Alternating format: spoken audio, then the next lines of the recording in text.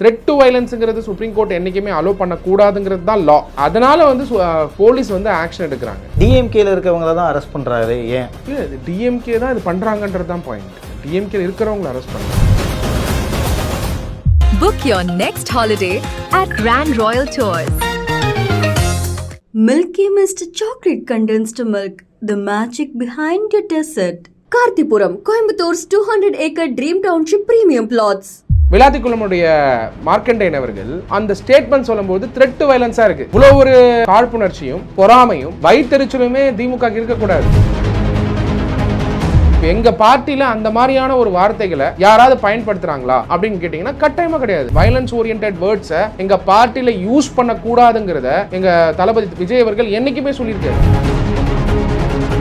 அது மட்டும் இல்லாமல் ஜென்சி டிஎம்கேன்னு தொடங்கிட்டு அவங்கள வந்து ஒரு காமெடி பண்ணக்கூடிய ஒரு ஃபோரமா உருவாக்கிட்டு இருக்காரு. இது அரசியல் அல்ல. இப்படி வந்து அறிஞர் அண்ணாவோ ஏன் கலைஞர் கருணாநிதி அவர்களே இப்படி நினைக்கல. இதை கட்டாயமா யார் தட்டி கேட்கணும்னா ஸ்டாலின் அவர்கள் கூட இது செய்யல. ஸ்டாலின் அவர்களே தட்டி கேட்கணும், ஏன் இப்படிலாம் பண்றீங்க கட்சியில. இன்னைக்கு கட்சி திராவிட முன்னேற்ற கழகம் வீழ்ச்சி அடைஞ்சிருக்கிறதுக்கு காரணமே மக்கள் மனசுல இருக்கிறத புரிஞ்சிக்காதனாலதான். கட்டாயமா திமுக வந்து இந்த ஸ்ட்ராட்டஜியில் ஒர்க் பண்ணாங்கன்னா அவங்களுக்கும் நல்லது இல்லை, எதிர்கட்சியே இல்லாமல் போகிறதுக்கான வாய்ப்புகள் இருக்கு. பிகாஸ் இதே தொடர்ந்து போயிட்டு இருந்ததுன்னா நான் சொல்றது ஏற்றுக்க மாட்டாங்க. லாஸ்ட் இயர் நான் சொன்ன மார்க்கண்டேயன் மாதிரி இருக்கக்கூடிய ரெஸ்பெக்டட் லெஜிஸ்லேட்டர்ஸ், அனிதா ராதாகிருஷ்ணன் மாதிரி சீனியரா இருக்கவங்கலாம் வந்து ஏவி விடப்படுகிறார்கள். யாரால் அப்படின்னா எம்கே ஸ்டாலின் கூட நான் சொல்லுவேன். நான் எம் கீப்பிங் ஓப்பன் ஸ்டேட்மெண்ட் கொடுக்குறேன். எம்கே ஸ்டாலின் அவர்கள் தான் தூண்டி விடுறான்னு சொல்றேன். வணக்கம் சார். சார், இப்போ தாவேக்காவுடைய அரசு ரூல் பண்ணிகிட்டு இருக்கக்கூடிய இந்த தருவாயில் தொடர்ந்து டிஎம்கேவுடைய எம்எல்ஏஸ் வந்து அரெஸ்ட் பண்ணிகிட்டு இருக்க நியூஸஸ் நாங்கள் பார்த்துக்கிட்டு இருக்கோம்.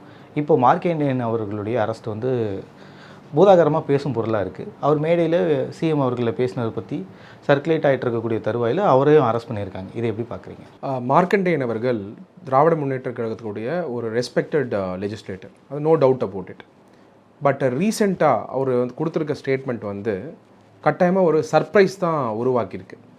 இன்ஃபேக்ட் நான் அந்த ஸ்பீச் பார்க்கும் பொழுது மார்க்கண்டேயன் அவர்களாக அப்படி பேசியிருக்காரு அப்படின்னு சொல்லிட்டு பார்க்க வேண்டிய கட்டாயத்தில் தள்ளப்படுறோம். நிறைய யங்ஸ்டர்ஸ்க்கு அஃப்கோர்ஸ் விளாத்திக்குளம் தாண்டி இருக்கிற யங்ஸ்டர்ஸ்க்கு வந்து மார்க்கண்டேயன் அவர்களை வந்து பெருசாக தெரிஞ்சிருக்காரு. But is a veteran leader, அந்த ஏரியாவில் veteran leader and people have lot of respect on him. அவர் வந்து இந்த மாதிரி ஒரு த்ரெட் டு வயலன்ஸ், இந்த வேர்ட் நான் ஏன் யூஸ் பண்ணுறேன்னா த்ரெட் டு வயலன்ஸ் அப்படிங்கிறத வந்து எக்ஸிபிட் பண்ணியிருக்கிறது வந்து ஒரு வருத்தப்பட வேண்டிய விஷயமாக தான் இருக்குது. இந்த த்ரெட் டு வயலன்ஸ் ஆகப்பட்டது யார் மேலே அவர் சொல்லியிருக்காரு அப்படின்னு பார்க்கும்போது chief minister, honourable chief minister Thalapathy Vijay அவர்கள் மேலே சொல்லும்பொழுது அந்த அவர் சொன்ன வார்த்தைகள் நீங்கள் எடுத்து பார்த்தீங்கன்னா யார் மேலே சொல்லியிருந்தாலுமே ஆக்ஷன் தேவை. சீஃப் மினிஸ்டர் மேலே சொல்லியிருக்கிறதுனால தான் இந்த ஆக்ஷன் நடந்திருக்கான்னா ஒரு சாதாரண ஒரு சிட்டிசன் மேலே, ஒரு சாதாரண ஒரு ஒரு மனிதர் மேலே அப்படி சொல்லியிருந்தாலுமே அது த்ரெட் டு வயலன்ஸாக கிளாஸிஃபை பண்ணணும் அப்படிங்கிறது தான் சுப்ரீம் கோர்ட்டுடைய ரூலிங். இப்போ நீங்கள் நிறைய ஜேர்னலிஸ்ட்டாக இருக்கலாம், இல்லை அவரை டிஃபெண்ட் பண்ணுறவங்க வந்து என்ன சொல்கிறாங்கன்னா ஆர்டிகல் 19 படி அவருக்கு வந்து freedom of speech and expression இருக்குது அப்படின்னு சொல்லலாம். But freedom of speech and expression to what எக்ஸ்டென்ட்ன்றதையும் லிமிட்டேஷன்ஸ் என்ன இருக்குன்றதையும் நம்ம அரசியல் சட்டத்திலே பார்க்க முடியுது. அப்படி பார்க்கும் பொழுது அதை மீறி தான் அவர் பேசியிருக்காரு. அதை எக்ஸாமின் பண்ணி இன்வெஸ்டிகேட் பண்ணதுக்கப்புறம் தான் அவர் அரெஸ்ட் பண்ணப்பட்டிருக்கார். நல்லா நீங்கள் புரிஞ்சுக்க வேண்டியது என்னென்னா தாவேகா அரசாங்கம் வந்ததுக்கப்புறம் தான் இந்த மாதிரியான அரெஸ்ட் நடக்குதா அப்படின்னா, தினேஷ் இன்னைக்கு வந்து மார்க்கண்டேயன் அவர்கள் பேசினது பொதுவெளியில் எல்லாரும் பார்க்குறீங்க. பார்த்துட்டே ஒரு சில அரசியல் கட்சிகளுக்கு சப்போர்ட் பண்ணுன்ற நிறைய பேர் வந்து அதை வந்து டிஃபெண்ட் பண்ணி பேசுகிறாங்க.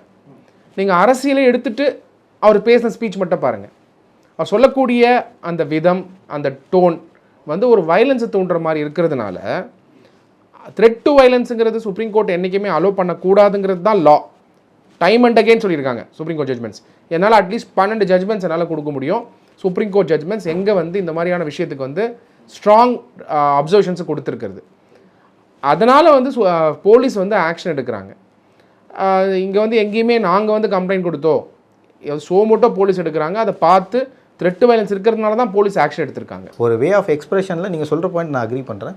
ஆனால் வே ஆஃப் எக்ஸ்பிரஷனில் பேசுகிற ஒரு பாயிண்ட்டை சீரியஸ் நோட்டாக எடுத்து உடனே அரெஸ்ட் அப்படின்றது தான் இங்கே எல்லாரும் பேசுகிறாங்க. அதுவும் குறிப்பாக டிஎம்கேல இருக்கவங்கள தான் அரெஸ்ட் பண்ணுறாரு ஏன் அப்படின்றது தான் பாயிண்ட் இருக்குது. இல்லை, இது டிஎம்கே தான் இது பண்ணுறாங்கன்றது தான் பாயிண்ட். டிஎம்கேல இருக்கிறவங்கள அரெஸ்ட் பண்ணல. இன்றைக்கி பார்த்தீங்கன்னா திராவிட முன்னேற்ற கழகம் தாவேகா ஆட்சி ஃபார்ம் பண்ணதுலேருந்தே தொடர்ச்சியாக, ஏன் அதுக்கு முன்னாடியே அதிமுகவை வந்து அவங்க வந்து அப்போசிஷனாகவே கன்சிடர் பண்ணல. தாவேகராங்கிற அந்த எங்களுடைய கட்சி பேரை உச்சரிக்காமல் இருந்திருக்கலாம் எம்கே ஸ்டாலின் அவர்கள். ஆனால் அவருக்கு தெரிஞ்சது விக்கிரவாண்டி மாநாட்டில் வந்து லட்சக்கணக்கான பேர் அங்கே வந்து தளபதி விஜய் அவர்களுடைய கரிஸ்மேட்டிக் லீடர்ஷிப்காக அசம்பிள் ஆகும்போதே அவருக்கு தெரிஞ்சிச்சு இந்த வாட்டி திராவிட முன்னேற்ற கழகம் பெரிய லெவலில் வந்து ஒரு வீழ்ச்சி இருக்குங்கிறத கணிச்சிருக்காரு. அதனால் எதிர்ப்பை வந்து அதிமுக மேலே காட்டிட்டு எல்லா அரசியல் சூழ்ச்சிகளையும் தாவேகா மேலே காட்டினதை மறந்துட வேணாம். ஒன்று. ரெண்டாவது, மதுரை மாநாடு முடியுது, விக்கிரவாண்டி மாநாடு முடியுது, மதுரை மாநாடு முடியுது.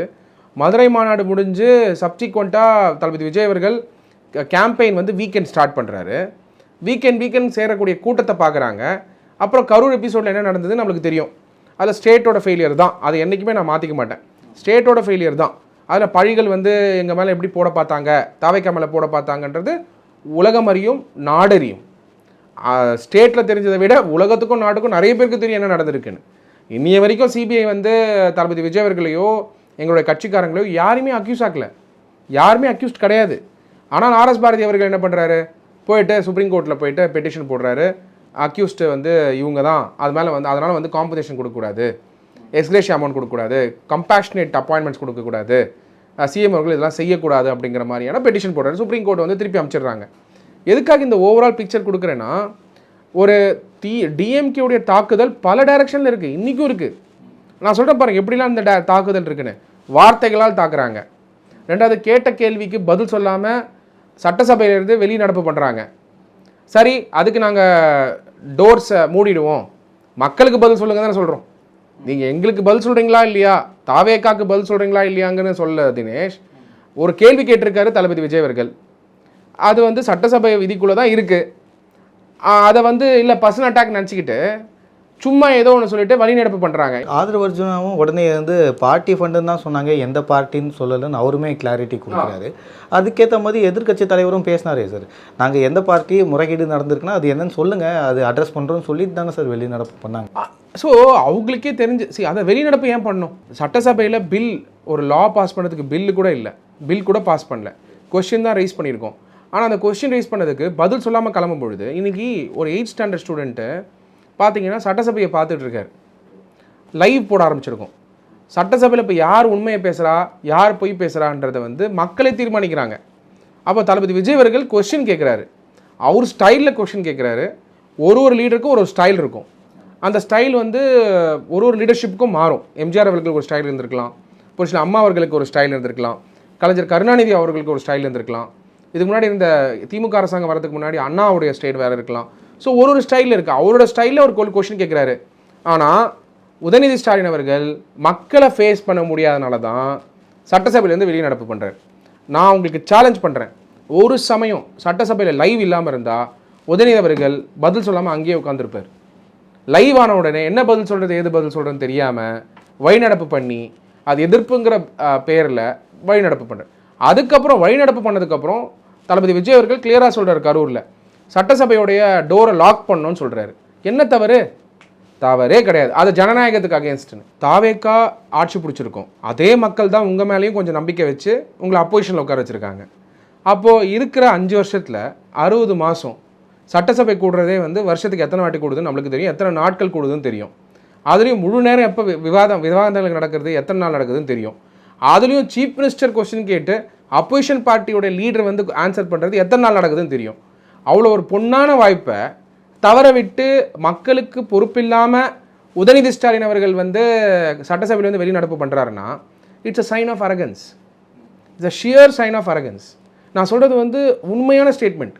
ஏன்னா உதயநிதி ஸ்டாலின் அவர்கள் மக்களுக்கான பதில் நேர்மையாக இருந்திருந்தால், உண்மைக்காக உழைத்திருந்தால், மக்கள் பிரதிநிதியாக இருக்கக்கூடிய உதயநிதி ஸ்டாலின் அவர்கள் எழுந்து பதில் சொல்லட்டும், அதுதானே வீரம். அதை விட்டு வழிநடப்பு பண்ணுறது வந்து தமிழ் கலாச்சாரமே கிடையாது. அதுக்கு தான் எங்களுடைய லீடர் தளபதி விஜய் அவர்கள் சட்டசபையுடைய கதவை மூடணும்னு சொல்கிறாரு. அதுக்கு ரிட்டாரியேட் பண்ணுற மாதிரி இவர் விளாத்திக்குளமுடைய மார்க்கண்டேயன் அவர்கள் அந்த ஸ்டேட்மெண்ட் சொல்லும்போது த்ரெட் டு வயலன்ஸாக இருக்குது. இவ்வளோ ஒரு காழ்ப்புணர்ச்சியும் பொறாமையும் வயிற்றெரிச்சலுமே திமுக இருக்கக்கூடாது. ஏன்னா இன்னைக்கு கலைஞர் அவர்களுடைய ஹிஸ்ட்ரி எடுத்து பாருங்க, எத்தனை வருஷம் அப்போசிஷனில் இருந்தார். அதே தான் நடக்க போகுது இப்போது திமுகவுக்கு. அதே ஹிஸ்ட்ரி தான் ரிப்பீட் ஆக போகுது. அந்த ஹிஸ்ட்ரியில் சர்வே ஆகணுமா வேணாமா? கலைஞர் அவர்கள் அப்போசிஷனில் இருந்து பார்ட்டியை வந்து கட்டுக்கோப்பாக வச்சு இந்த மாதிரி ஸ்டேட்மெண்ட்லாம் கொடுக்கல. அவர் இந்த மாதிரி வழிநடப்பெல்லாம் என்றைக்குமே பண்ண மாட்டார். அவர் வந்து கிளியராக ஆன்சர் பண்ணுவார் எல்லாத்துக்குமே. ப்ரிப்பேர் பண்ணியோ இல்லாட்டி டைம் கேட்டோ ஆன்சர் பண்ணலாமே.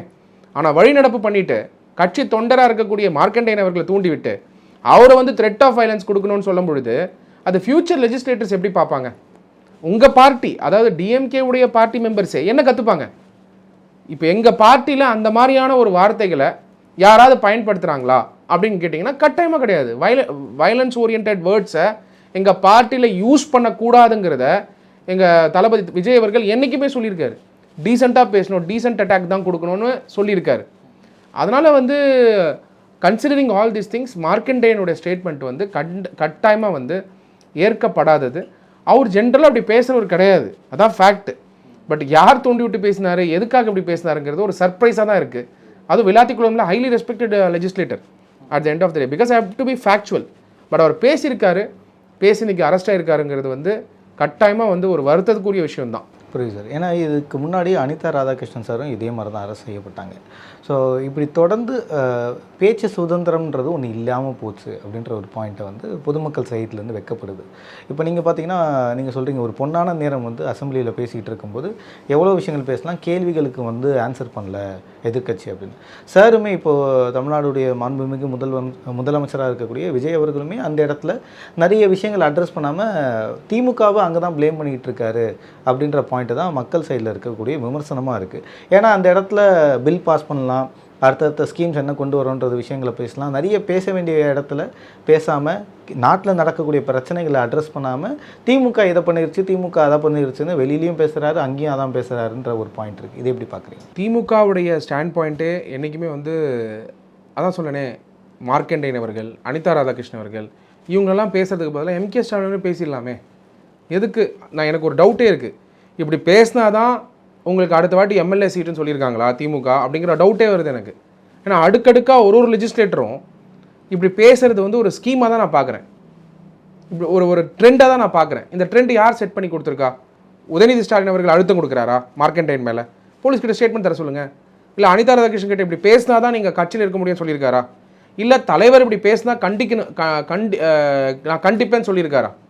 என்னால் பல இன்ஸ்டன்ஸ் தாவேக்கல சொல்ல முடியும். இன்டர்னல் பார்ட்டி மீட்டிங்கில் என்றைக்குமே தளபதி விஜய் அவர்கள் ஒன்று தான் சொல்லியிருக்காரு, யாரையும் நீங்கள் வந்து இன்டீசெண்டாக பேசக்கூடாது, வயலன்ஸாக பேசக்கூடாது அப்படிங்கிறத.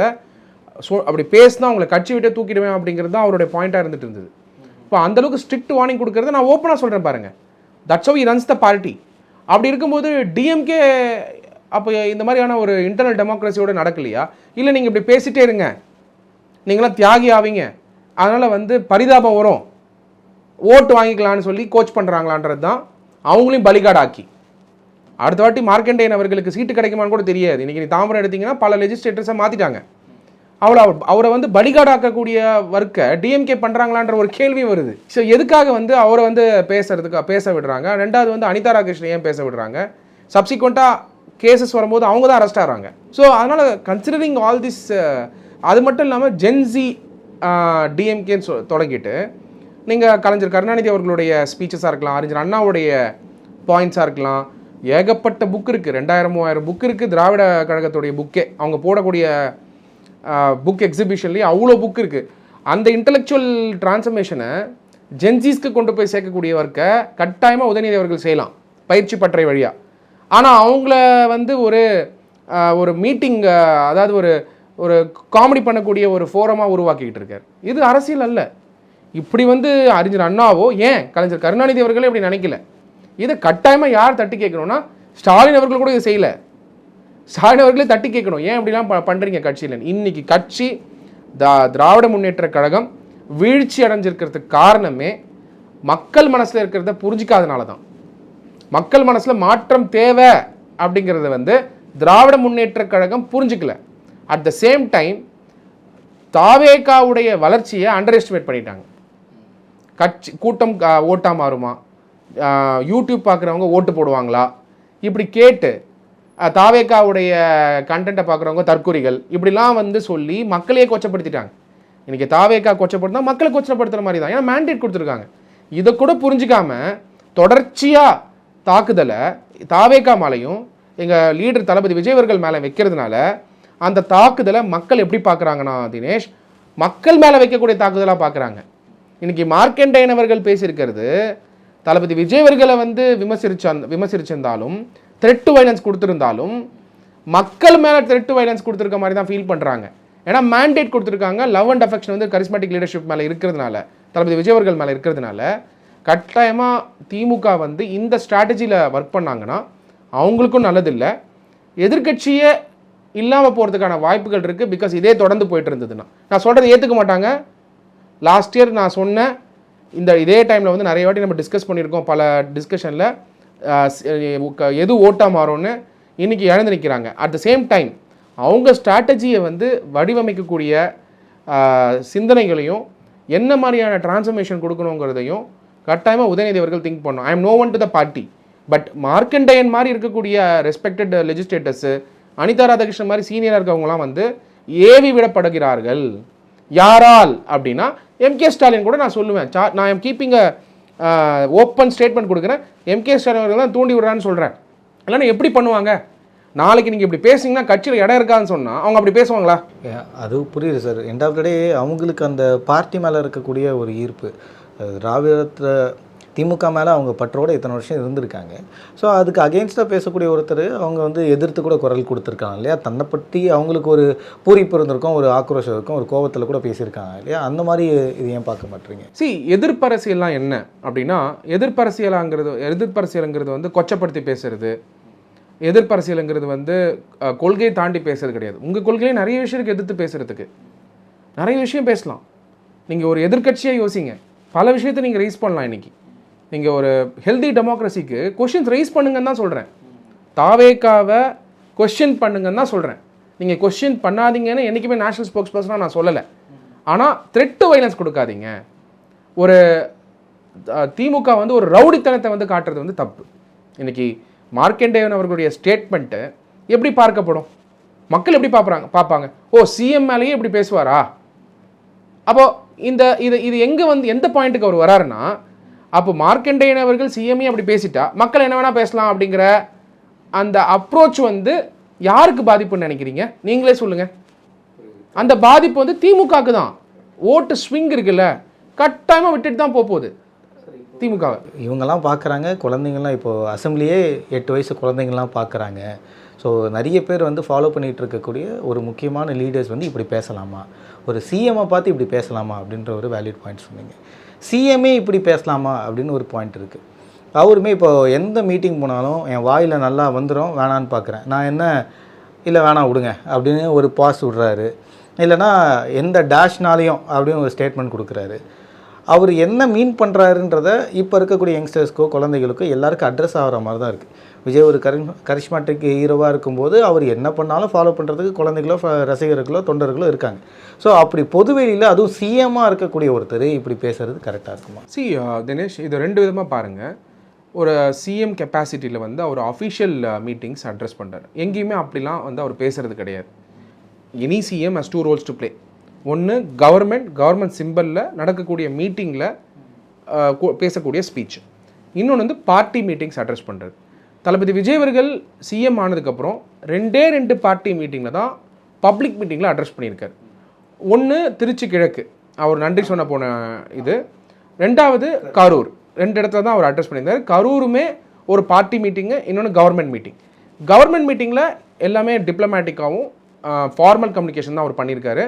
2 பொலிட்டிக்கல் மீட்டிங்லுமே அவர் ஸ்டைல் ஆஃப் கம்யூனிகேஷன் ஒன்று இருக்குது, பாலிட்டிக்கல் மீட்டிங். அந்த ஸ்டைல் ஆஃப் கம்யூனிகேஷன் ஃப்ரேம் ஒர்க்குள்ளே தான் அவர் பேசுகிறாரு. இப்போ நீங்கள் பார்க்கக்கூடியதை நீங்கள் வந்து தளபதி விஜய் அவர்கள் பேசக்கூடிய விஷயத்தை எடுத்து பாருங்கள்.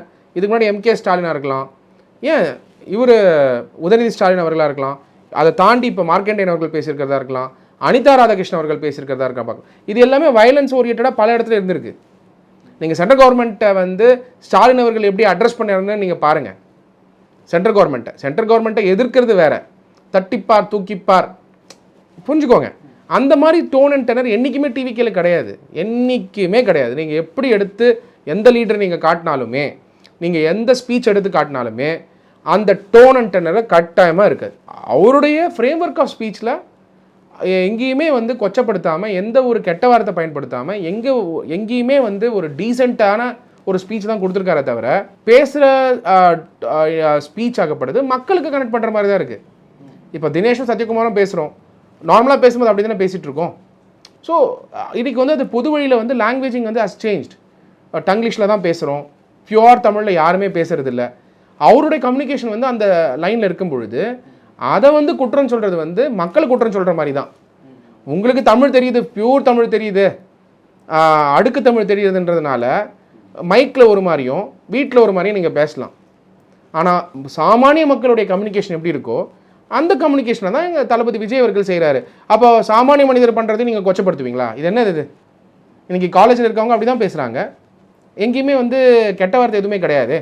ஸோ இது வேணும்னே ஒரு ஒரு ஒரு நரேட்டிவாக இப்படி பேசுகிறாரு அப்படி பேசுகிறாருன்னு. டேக் இட் ஃப்ரம் மீ, அவர் பேசக்கூடிய லாங்குவேஜிங் ஸ்கில்ஸ் தான் கனெக்டிங் டு த மாசஸ். இன்றைக்கி உதயநிதி அவர்கள் பார்த்து வந்து சட்டசபை யாரும் பார்க்கல. இதுக்கு முன்னாடி சட்டசபை இருந்தது, இதுக்கு முன்னாடி உதயநிதி இருந்தார், இதுக்கு முன்னாடி MK ஸ்டாலின் இருந்தார். ஆனால் அந்த சட்டசபை யாரும் ஒத்து பார்க்கல. இதுக்கு முன்னாடியும் அரசியல் இருந்தது தமிழ்நாட்டில், ஆனால் அரசியலை வந்து 8ஆம் கிளாஸ் பையனும் 9ஆம் கிளாஸ் பையனும் 10ஆம் கிளாஸ் பையனும் பார்க்கல. தளபதி விஜய் அவர்கள் வந்திருக்கிறதுனால அரசியலுக்கு ஒரு ஒரு இன்றைக்கி ஒரு கண்ணோட்டம் வந்திருக்கு மக்கள்கிட்ட. சீரியல் பார்க்குறவங்கலாம் இன்றைக்கி அரசியல் பார்க்குறாங்க, தான் ஃபேக்ட். டிவி ஆன் பண்ணி அந்த அளவுக்கு ஒரு கான்சன்ட்ரேஷன் அரசியல் மேலே வந்ததுக்கப்புறம் நீங்கள் சட்டசபையிலேருந்து வெளிநடப்பு பண்ணுறது, மார்க்கண்டேயன் அவர்கள் இப்படி பேசுகிறது, அதுக்கப்புறம் வந்து அனிதா ராதாகிருஷ்ணன் இப்படி பேசுகிறது, இந்த மாதிரியான ட்ரெண்டு வந்து மக்கள்கிட்ட நீங்கள் தடுக்க முடியாது. முன்னாடி உங்ககிட்ட டிவி இருந்தது, உங்களுடைய கண்ட்ரோல்டு மீடியா இருந்தது, புஷ் மீடியா இருந்தது, அந்த காலம் வேறு. இன்றைக்கி புல் மீடியா, என்ன வேணுமோ அவங்க பார்க்குறாங்க மக்கள். அப்போது எல்லாமே மாறிடுச்சு. இன்றைக்கி social media revolution, digital media revolution has changed the society. அதனால் வந்து இதெல்லாம் யாராலும் தடுக்க முடியாது. எங்கள் லீடரோட கம்யூனிகேஷன் வந்து சிம்பிள் கம்யூனிகேஷன், மக்கள் ஓரியன்டாக இருக்க கம்யூனிகேஷன். தினேஷன் சத்யா எப்படி பேசுவாங்களோ அப்படி இருக்க கம்யூனிகேஷன். அந்த கம்யூனிகேஷன் எங்கேயுமே வயலன்ஸ் கிடையாது, கெட்ட வார்த்தைகள் கிடையாது. அதை வந்து யாரோ 4 பேர் இருக்குன்ற மாதிரி பிம்பம் கட்டமைக்கிறதுனா அது இருக்குன்னு கிடையாது. Book your next holiday at Grand Royal Tours. Milky Mist chocolate condensed milk, the magic behind your dessert. Karthipuram, Coimbator's 200-acre dream township premium plots.